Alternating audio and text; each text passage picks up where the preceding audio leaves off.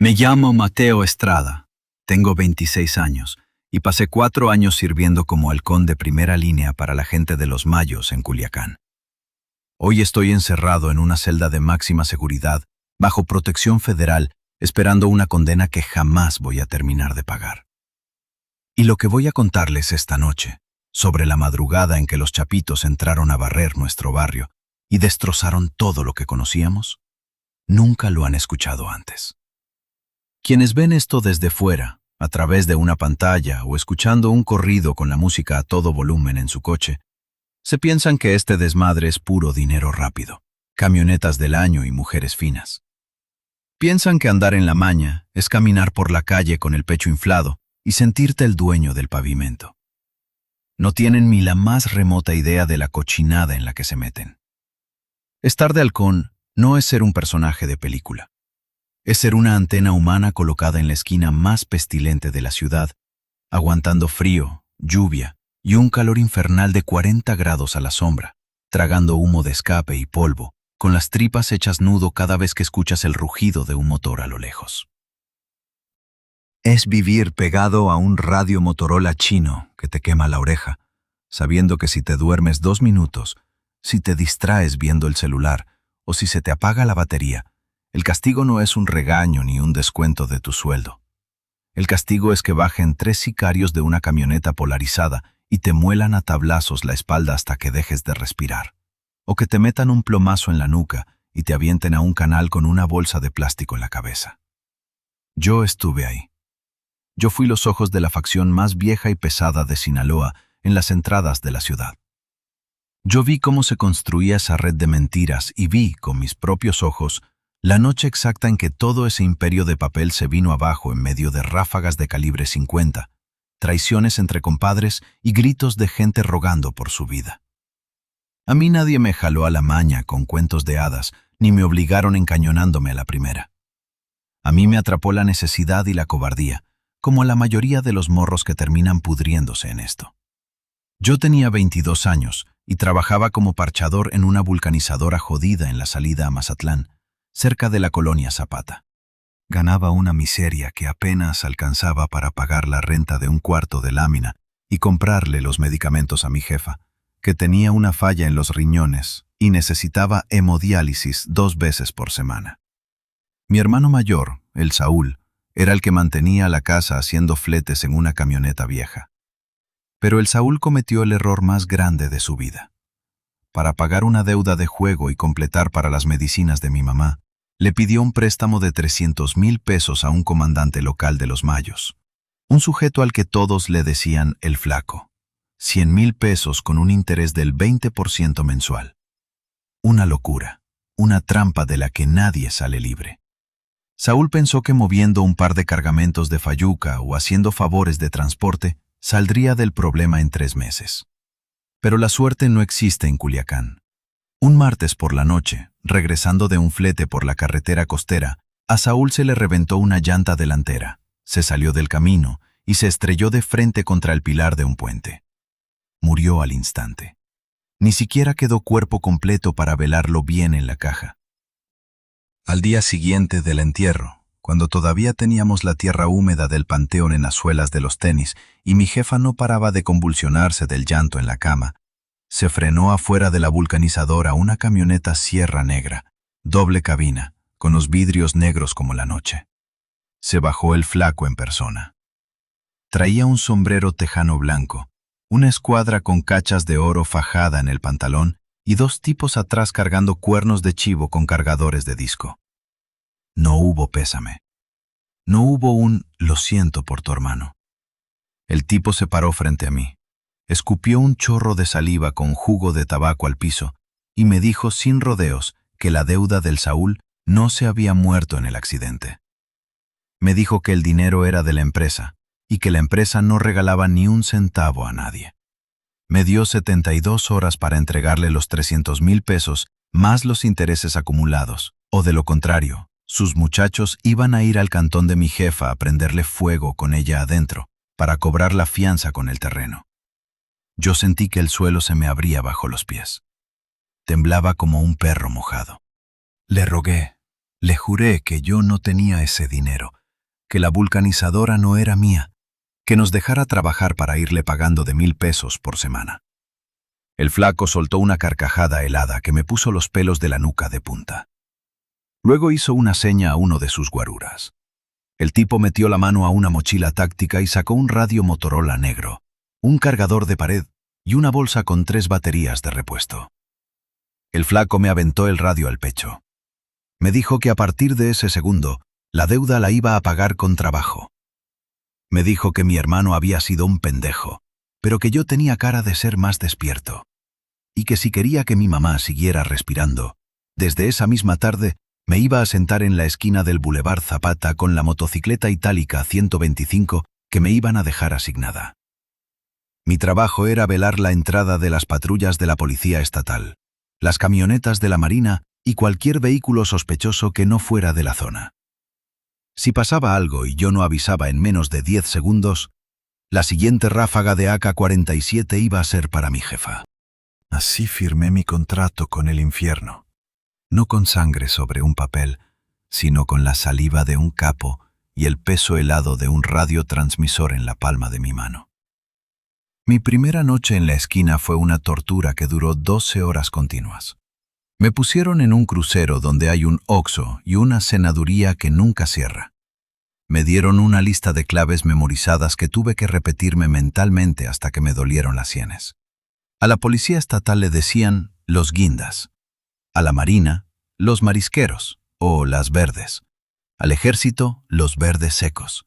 A la Guardia Nacional, los pintitos. Y a los jefes de la plaza, la central, o la clave mayor. Cada tipo de vehículo tenía un número. Una camioneta blanca era un 20. Un sedán sospechoso era un 35. Si veía un convoy, tenía que dar la ubicación exacta, el número de unidades, hacia dónde avanzaban y la velocidad. A las 2 de la mañana de esa primera jornada, el frío de la madrugada de Culiacán se me metía hasta los huesos, a pesar de la chamarra roída que llevaba puesta. Estaba sentado sobre el asiento de la itálica, aferrado a un vaso de unicel con café frío que me temblaba en los dedos. De repente, vi salir de la penumbra 3 camionetas pickup Ford F-150 sin placas, con vidrios oscuros, avanzando a baja velocidad con las luces apagadas por el carril lateral del bulevar. No traían torretas, pero los cristales bajaron unos centímetros y alcancé a ver los cascos tácticos y las antenas largas de la Marina. El pánico me congeló la garganta. El corazón me golpeaba las costillas como si quisiera romperme el pecho. Me quedé helado durante 15 o 20 segundos, mirando fijamente las luces traseras de los vehículos sin atinar a presionar el botón PTT del radio. Cuando por fin reaccioné, apreté el botón con el pulgar sudoroso y balbuceé con la voz quebrada. Central, central. Aquí el puntero 4. Vienen subiendo 3 mamalonas oscuras por la Zapata, dirección al centro. Parecen verdes. Repito, parecen verdes. No pasaron ni 40 segundos. Yo todavía estaba tratando de controlar la respiración cuando escuché el chirrido de unos frenos a mis espaldas. 2 camionetas Tajo negras cerraron la calle en ángulo, tapándome cualquier vía de escape. De la parte trasera bajaron 3 sujetos con chalecos tácticos sin insignias, capuchas negras y fusiles de asalto con miras telescópicas. Uno de ellos, un tipo altísimo y robusto al que le decían el Chiquilín, caminó hacia mí a zancadas rabiosas. Me agarró del cuello de la chamarra con una sola mano y me arrancó de la motocicleta como si fuera un muñeco de trapo. Caí de espaldas contra el pavimento raspándome los codos. Antes de que pudiera levantarme, el Chiquilín me puso la bota militar sobre el pecho y encañonó su pistola Glock 9 milímetros directamente en el centro de mi frente. El metal del cañón estaba frío, húmedo por la neblina de la noche. El tipo destrabó el seguro del arma con un clac seco que resonó en mi cabeza como un trueno. Me dijo que era un inútil de mierda, que me había tardado 17 segundos en cantar la clave desde que las camionetas de la Marina cruzaron el semáforo de la avenida. Me gritó en la cara que en 17 segundos la Marina podía reventar una casa de seguridad, matar a 4 comandantes y asegurar $2 millones en efectivo. Me dijo que por mi culpa casi se les cae un punto de reunión importante y que la orden del flaco para los halcones que dudaban era meterles un tiro en la quijada y aventarlos al río. Sentí el calor del orín bajándome por las piernas. Le rogué por la memoria de mi hermano. Le dije que era mi primer día, que no me matara, que no me volvía a equivocar nunca.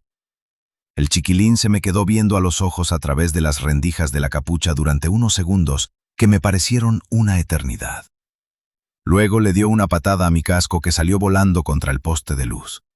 Guardó la pistola en la holster del chaleco y se agachó hasta quedar a centímetros de mi oreja.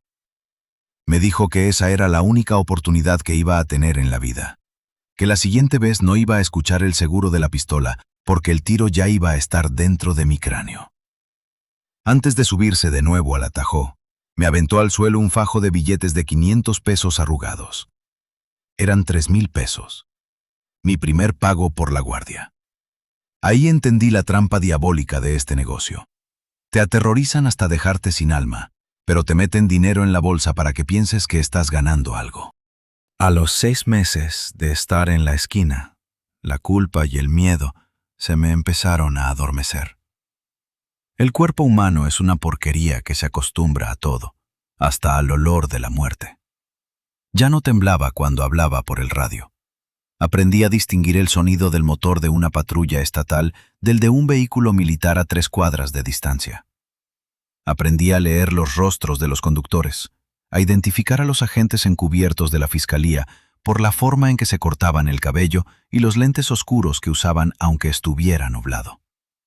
El flaco vio que no era pendejo y me empezó a dar más responsabilidad. Ya no solo cuidaba la entrada de la salida a Mazatlán, me asignaron la coordinación de 4 morros más jóvenes que yo, muchachos de 15 y 16 años que andaban en bicicletas o motonetas descompuestas pasando información sobre los movimientos de la policía en las colonias del sur.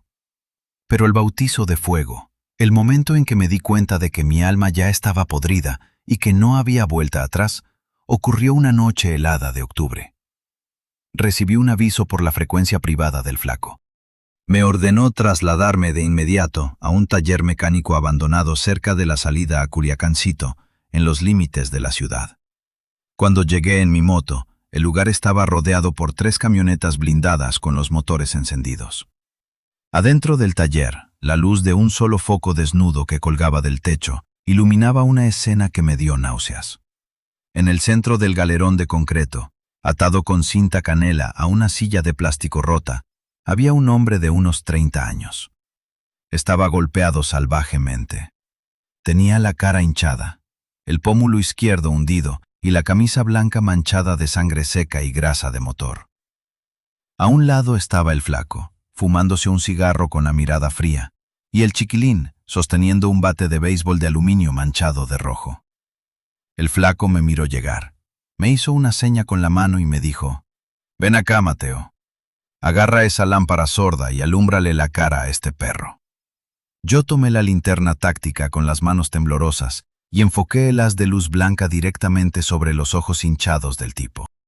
El flaco me explicó que ese cabrón era un halcón de nuestro mismo grupo que había estado vendiendo las frecuencias de nuestro radio a la gente de la frontera, filtrando las ubicaciones de los depósitos de armas de la Malliza. El hombre apenas podía respirar. Silbaba por la nariz rota y entrecorriéndosela, la voz rogaba por sus hijos, jurando que no había sido él, que le habían robado el radio. El flaco no dijo una sola palabra más. Le dio una mirada al chiquilín. Lo que vi los siguientes 20 minutos no se me va a borrar de la memoria, ni aunque me arranquen los ojos. Vi cómo le destrozaron los dedos uno por uno, con una pinza de presión, para que confesara dónde había entregado los radios duplicados. El olor en ese galerón era una mezcla insoportable de cobre de la sangre, óxido, sudor rancio y mierda, porque el tipo se defecó del dolor en la silla. Yo tenía que mantener la luz fija en su cara. Si la lámpara temblaba o la movía 1 centímetro, el chiquilín me daba un empujón y me amenazaba con ponerme en la silla de al lado. Tuve que ver cómo el tipo dejaba de gritar cuando le quebraron la mandíbula, cómo sus ojos se quedaron fijos en el vacío, perdiendo el brillo de la vida mientras el aire se le escapaba en un último estertor ahogado. Cuando terminaron, el flaco le metió un tiro en la sien para rematarlo. Luego se giró hacia mí, sacó su pañuelo para limpiarse una gota de sangre que le había saltado a la bota de piel de cocodrilo y me dijo: «Así terminan los soplones, Mateo. El que traiciona a la empresa no tiene familia, no tiene entierro y no tiene perdón. Limpia la linterna, súbete a tu moto y regresa a tu punto. Mañana quiero el reporte de la entrada sur a las 6 de la mañana sin falta». Salí de ese taller a vomitar detrás de un matorral. Sentía que el estómago me salía por la boca. Pero a la mañana siguiente, a las 6 en punto, yo estaba parado en mi esquina con el radio encendido. Ya no era un muchacho obligado a pagar la deuda de su hermano. Me había convertido en un engrane más de la trágica máquina de matar de Sinaloa. Con el paso de los años, me fui escalando en la estructura interna de la facción. Pasé de ser un simple tirador de datos en una moto a convertirme en el puntero central del sector sur de Culiacán. Ya no andaba en la intemperie tragando tierra. Tenía a mi mando a más de 15 halcones distribuidos estratégicamente en azoteas de edificios, puestos de mariscos, estaciones de gasolina y bases de taxis. Me compraron radios digitales Motorola con encriptación pesada, antenas de alta ganancia instaladas en casas de seguridad que camuflábamos como viviendas familiares normales, y visores nocturnos de uso militar para monitorear las brechas por donde la Marina intentaba meterse en las madrugadas. Me pagaban 15,000 pesos a la semana en sobres de papel Manila, atascados de billetes de 500. Me compré ropa de marca. Andaba en una camioneta pick-up modificada con estrobos ocultos y traía una escuadra 9 milímetros con 3 cargadores adicionales guardada en una pechera táctica que llevaba bajo la sudadera. Para la gente de mi barrio, yo era un tipo con suerte que había salido de la pobreza, un muchacho generoso que le pagaba las medicinas a los vecinos viejos y patrocinaba los torneos de fútbol de los morros. Pero por dentro era un cadáver caminante. No podía dormir más de 2 horas seguidas. Cada vez que escuchaba el chillido de unas llantas en la calle me saltaba del sofá con la pistola en la mano. Tenía 3 teléfonos celulares sonando a todas horas.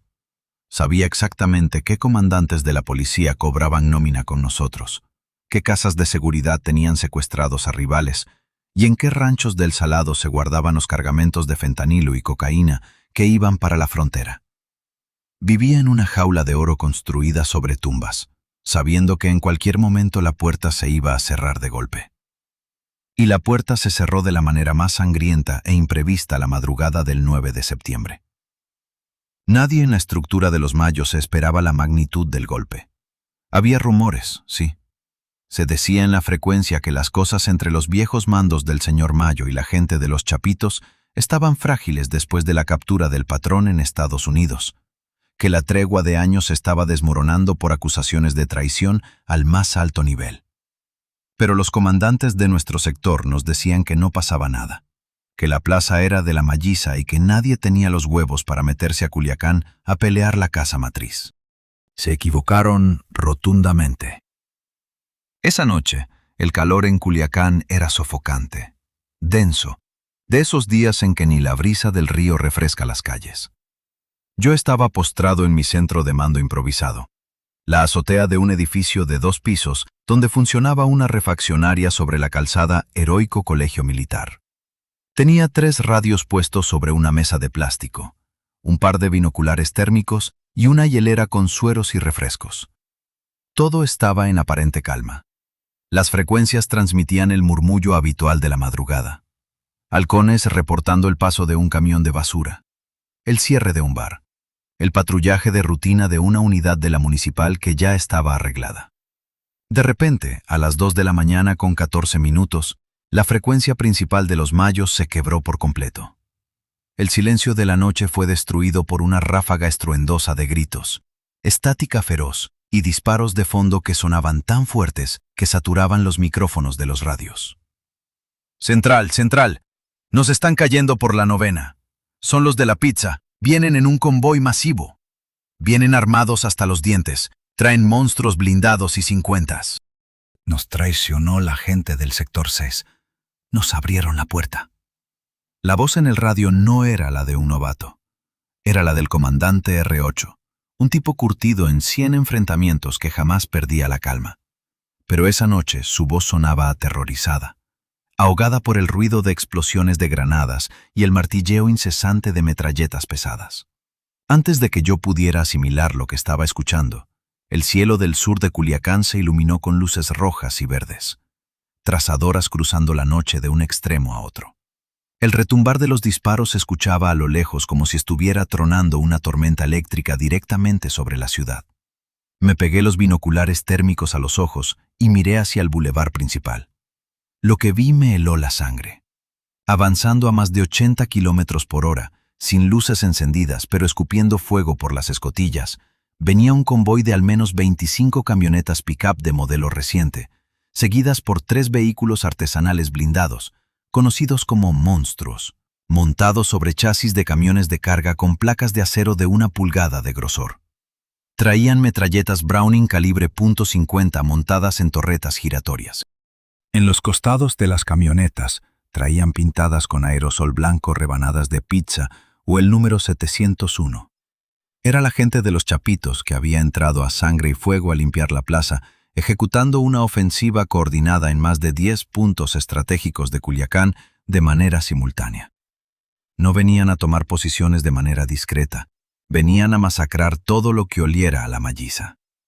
Desde mi posición, elevaba los ojos y veía cómo las camionetas de los Chapitos se frenaban en cada esquina donde sabían que había un punto de halconeo. No les pedían claves, no los interrogaban. Simplemente bajaban 2 o 3 sicarios con fusiles recortados y cosían a balazos a los muchachos que estaban sentados en las motocicletas o en los puestos de comida. Vi caer al Chango, un morro de 17 años que cuidaba el crucero de la rotonda y con quien 10 minutos antes había estado haciendo bromas por el radio. Lo vi intentar correr hacia un terreno baldío. Una ráfaga de 50 le arrancó la pierna izquierda desde la cadera y lo dejó tirado en el pavimento desangrándose en segundos, mientras las camionetas le pasaban por encima a la motocicleta. El pánico se apoderó de las frecuencias de la malliza. Era un caos absoluto. Halcones gritando que abandonaban las esquinas, comandantes dando órdenes contradictorias de replegarse hacia las rancherías del Salado, gente llorando por el radio pidiendo refuerzos que jamás iban a llegar, porque las bases principales de la facción estaban siendo atacadas al mismo tiempo con granadas de 40 milímetros y vehículos cargados con explosivos. De repente, las 3 frecuencias que yo monitoreaba sufrieron una interferencia violenta. Una voz helada, modulada, con un tono chilango mezclado con acento sinaloense, entró sobre nuestra señal, bloqueando todos los transmisores. Atención a toda la perrada y a toda la borregada del Mayo en Culiacán. Les habla la gente del 09 y la Chapiza. La plaza acaba de cambiar de dueño esta noche. Los viejos ya entregaron la plaza o salieron huyendo como las ratas que son. A todos los halcones, punteros y pistoleros que traigan un radio encendido, en los próximos 5 minutos, los tenemos ubicados por triangulación GPS. Tiradores, tiradores. Si no sueltan el radio ya, vamos a ir a sus casas, les vamos a sacar a sus familias y los vamos a quemar vivos en el patio. Tiren las frecuencias o mueran hoy mismo. Escuchar esa amenaza por el altavoz del radio me provocó un temblor convulsivo en todo el cuerpo. Me di cuenta de que estábamos completamente solos.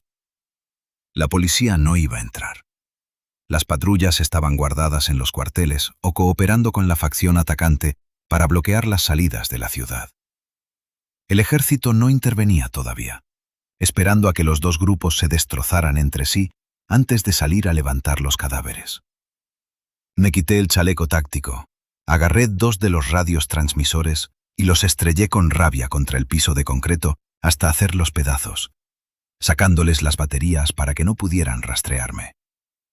Solo me quedé con mi celular personal y la pistola 9 milímetros fajada en la cintura. Miré por el borde del pretil de la azotea. La avenida abajo era un infierno de humo negro, llantas quemadas y casquillos percutidos que brillaban bajo la luz de las lámparas públicas destruidas a balazos. El aire olía a pólvora quemada, plástico fundido y carne chamuscada. Tenía que salir de ahí antes de que registraran el edificio refaccionario. Bajé las escaleras de la azotea a tropezones, en la oscuridad total, raspándome las manos contra los muros de ladrillo. Cuando llegué a la planta baja y me asomé por la rendija de la cortina metálica, mi celular personal, el teléfono privado cuyo número solo tenían 3 personas en todo Culiacán, empezó a vibrar en mi bolsa. El corazón me dio un vuelco salvaje. Miré la pantalla. Era un número desconocido con Lada de Culiacán. Contesté con la mano temblorosa, tragando saliva con sabor a hiel. «¿Qué onda, Mateo? ¿O te digo puntero central?», dijo una voz rasposa, acompañada por el sonido de disparos de fondo y el rugido de un motor diésel. Era la gente de los Chapitos. Sabían exactamente quién era yo y tenían mi número privado. «Mira, morro», continuó el tipo sin darle espacio a que yo hablara. «Sabemos que eres el que maneja la red de la entrada sur. Sabemos que le guardabas las espaldas al flaco. Tu comandante ya está tirado en una brecha de Culiacancito con la cabeza hecha pedazos. Tu plaza se acabó. Pero te vamos a dar una salida si no quieres que esta noche la pagues tú. Tu jefa está durmiendo ahorita en el cantón de la colonia Pemex. Tenemos 2 camionetas paradas a 2 cuadras de su casa. Sabes perfectamente dónde se escondieron la esposa y los 3 hijos del flaco. Y sabes la ubicación de la casa de seguridad donde guardaban el clavo con los fierros largos y las granadas. Nos das las 2 direcciones ahorita por esta llamada, o en 5 minutos mis muchachos entran a la casa de tu mamá. La sacan al patio y la llenan de plomo. Tienes 10 segundos para decidir». El mundo se detuvo. Sentí que el aire se congelaba dentro de mis pulmones. La trampa final de la mañana me había atrapado por la garganta. Si entregaba la ubicación de la familia de mi antiguo jefe, estaba mandando a ejecutar a una mujer inocente y a 3 niños de 8, 10 y 12 años que yo mismo había visto jugar en el patio del rancho. Si no los entregaba, mi jefa, la mujer por la que me había metido a esta porquería para pagarle las medicinas, moría ajusticiada en su propia cama esa misma madrugada. La lealtad en la mañana es un chiste de mal gusto. Ahí no hay códigos, no hay honor, no hay gente con la gente, como dicen los corridos mentirosos. Ahí solo hay supervivencia animal y traición descarada. Tomé la decisión más rápida y desesperada de mi vida. No le iba a entregar a los niños del flaco, pero tampoco iba a dejar que tocaran a mi madre. Le dije al tipo por el teléfono que sí, que le iba a dar la dirección, pero que la información la tenía anotada en una libreta en mi camioneta y que me diera 2 minutos para buscarla porque el radio me había confundido. Colgué la llamada de golpe, apagué el teléfono, le saqué el chip y lo tiré al drenaje. Corrí hacia el callejón posterior del edificio donde tenía estacionada mi camioneta Sierra 2018, de color gris oscuro, con vidrios polarizados y el motor arreglado. Me subí de un salto, encendí el motor sin prender las luces y salí como un bólido rasgando llantas por los callejones de terracería que bordeaban el bulevar. Tenía que recorrer 4 kilómetros de una ciudad transformada en un campo de batalla para llegar al cantón de mi mamá antes de que las camionetas de los Chapitos recibieran la orden de atacar. Manejé como un demente, brincándome banquetas, esquivando autos abandonados con los cristales rotos y cuerpos tirados en medio de la vía pública.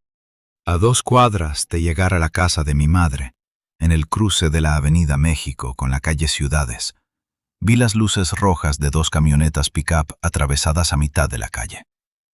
Eran ellos. Estaban esperando la confirmación por radio para reventar la puerta de mi casa. No lo pensé 2 veces. Apreté el volante con las 2 manos. Metí el acelerador a fondo y embestí a más de 90 kilómetros por hora la parte trasera de una de las camionetas enemigas. El impacto fue brutal. El golpe sonó como una bomba de estruendo. El blindaje delantero de mi Sierra destrozó la suspensión de la camioneta enemiga, lanzándola contra el poste de luz de la esquina que cayó echando chispas azules y amarillas. Los sicarios que estaban en la caja trasera salieron volando por el aire como muñecos de trapo. Los frenos de mi camioneta rechinaron mientras daba un giro de 180 grados sobre el pavimento. Bajé de la camioneta con la escuadra 9 milímetros en la mano, encañonando a la penumbra. Uno de los sicarios que estaba tirado en el suelo trató de levantar un fusil AR-15. Le disparé 3 veces al pecho a quemarropa. El fuego del cañón iluminó por un instante el rostro del tipo antes de que se desplomara inerte. Era el Güero, un morro con el que 2 semanas atrás me había tomado unas cervezas en una marisquería del centro. En esta guerra de perros, los amigos de la tarde se convertían en los verdugos de la madrugada. Corrí hacia la fachada de la casa de mi mamá. Pateé la puerta de madera que estaba atrancada con seguro y entré gritando como un loco. Mi jefa estaba parada en medio de la sala, temblando en camisón de dormir, sosteniendo un rosario de plástico en la mano mientras las ráfagas de metralla de las colonias vecinas hacían retumbar las ventanas de cristal. Le grité que no había tiempo de agarrar nada, ni ropa, ni dinero, ni medicinas. La agarré del brazo con violencia, la jalé hacia afuera y la metí de un empujón en el asiento del copiloto de mi camioneta, obligándola a agacharse en el piso de la cabina, debajo del tablero.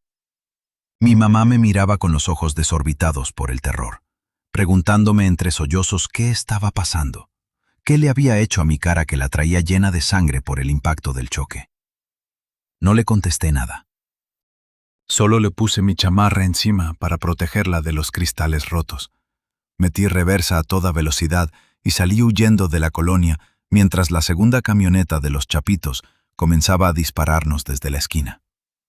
Los plomazos impactaron en la tapa de la caja de mi camioneta, haciendo un ruido metálico ensordecedor, como si estuvieran martillando la lámina con un mazo de hierro. 2 tiros atravesaron el cristal trasero, pulverizándolo por completo y llenando la cabina de astillas de vidrio que me cortaron el cuello y las mejillas. Pero el motor de la sierra no se apagó. Piso a fondo el pedal, salí a la calzada principal y enfilé hacia la salida sur de la ciudad, buscando desesperadamente la carretera federal que lleva hacia Mazatlán o la brecha que sube a la sierra hacia Durango. Culiacán se había convertido en una trampa mortal y nosotros éramos la presa a la que estaban dando caza. Manejar por la carretera federal a las 3 de la mañana en medio de una purga de carteles es una ruleta rusa donde todas las recámaras tienen bala. La ciudad había quedado atrás, pero la oscuridad de la carretera era total. A través del espejo retrovisor, veía cómo a lo lejos se acercaban a toda velocidad 2 pares de luces LED blancas de alta intensidad. Eran 2 camionetas blindadas de los Chapitos que me venían pisando los talones a más de 140 kilómetros por hora. Mi camioneta venía perdiendo potencia. El radiador había quedado perforado tras el choque inicial y el indicador de temperatura del motor estaba en la zona roja, echando humo denso por los bordes del cofre. Sabía que el motor se iba a desvielar en cualquier momento, dejándome tirado en medio de la nada, a merced de los cazadores. Mi jefa no paraba de rezar desde el piso de la camioneta, pronunciando el Ave María con una voz quebrada que me perforaba el alma. Yo tenía el pie derecho pegado al piso, la mano izquierda aferrada al volante con los nudillos blancos por la tensión, y la mano derecha sosteniendo la escuadra 9 milímetros a la que solo le quedaban 4 cartuchos en el cargador. A la altura del kilómetro 21, cerca del crucero que va hacia la sindicatura de Quilá, alcancé a ver en el horizonte la luz azul y roja de unas torretas de patrulla. No era la policía municipal ni la estatal, eran reflectores gigantescos y barreras de concreto sobre la cinta asfáltica. Un retén masivo de la Guardia Nacional y el Ejército Mexicano que había bloqueado la autopista tras recibir los reportes de los tiroteos masivos en la capital.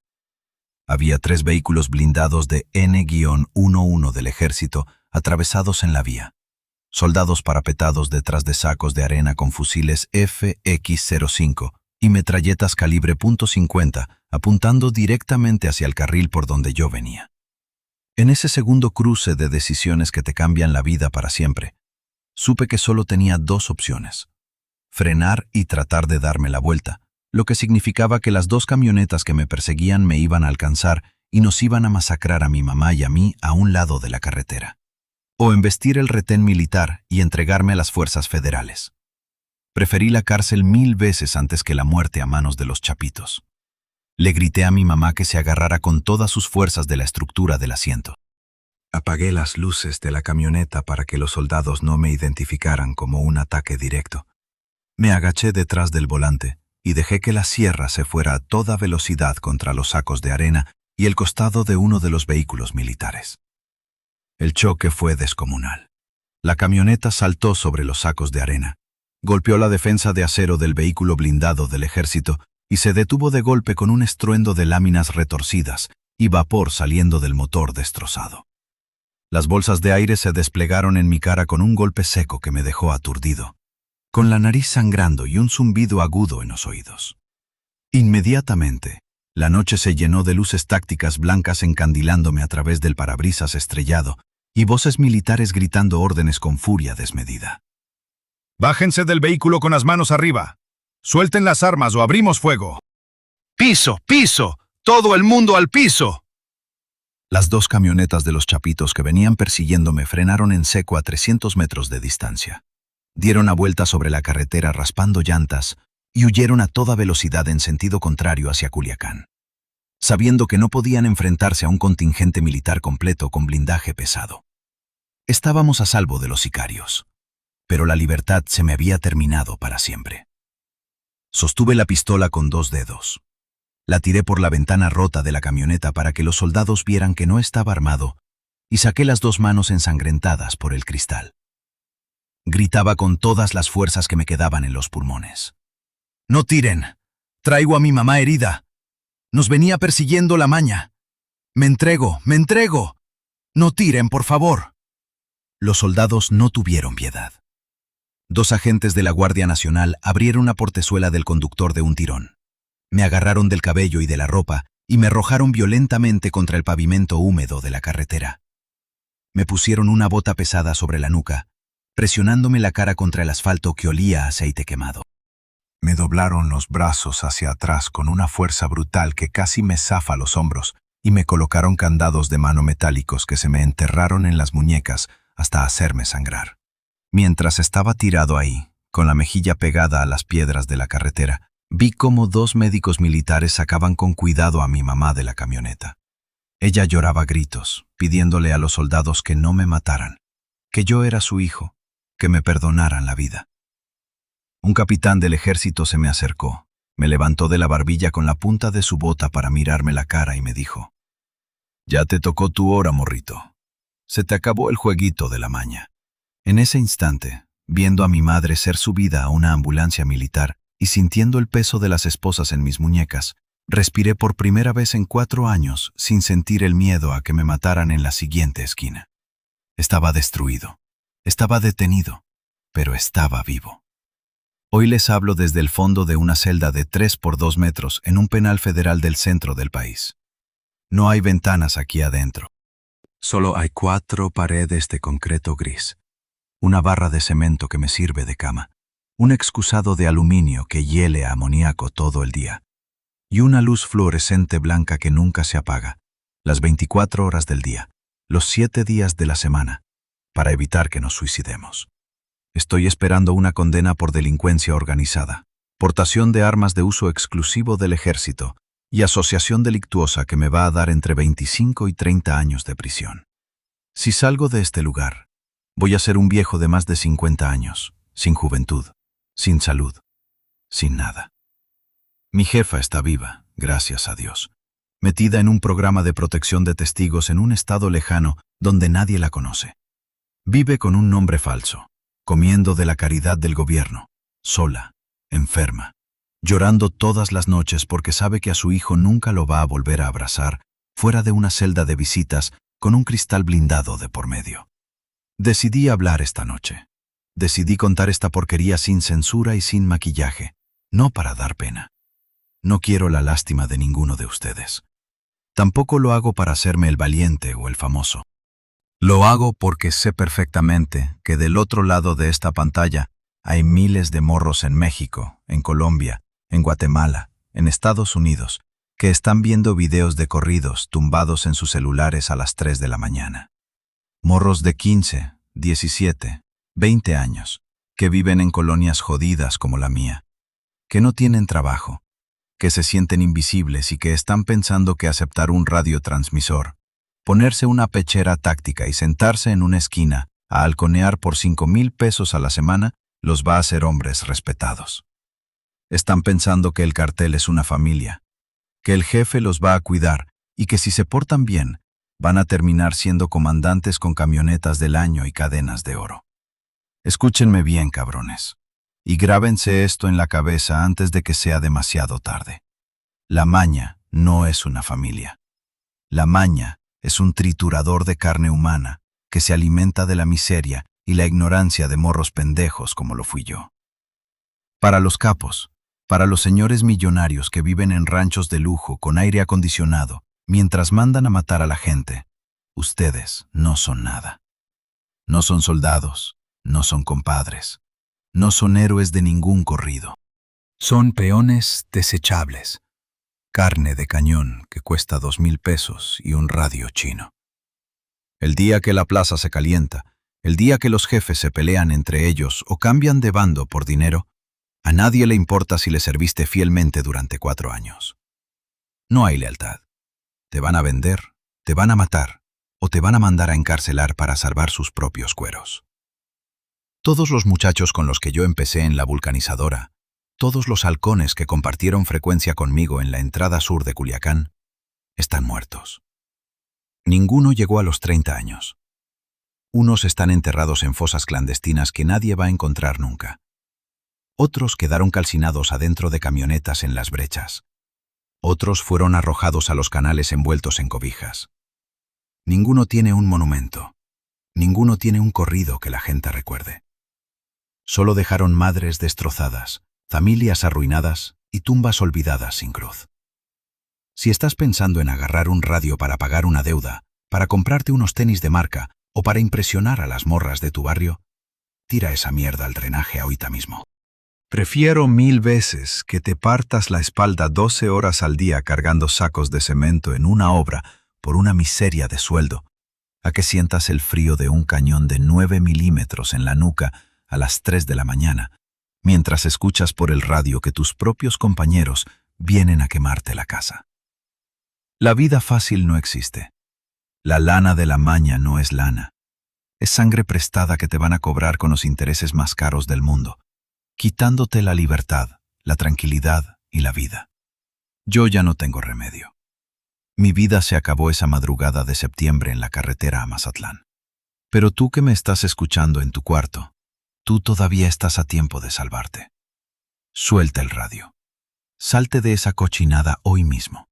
Porque la noche en que los Chapitos o cualquier otro grupo decida tomar tu barrio, te juro por la memoria de mi hermano, que no vas a tener la misma suerte que tuve yo para vivir y contarlo.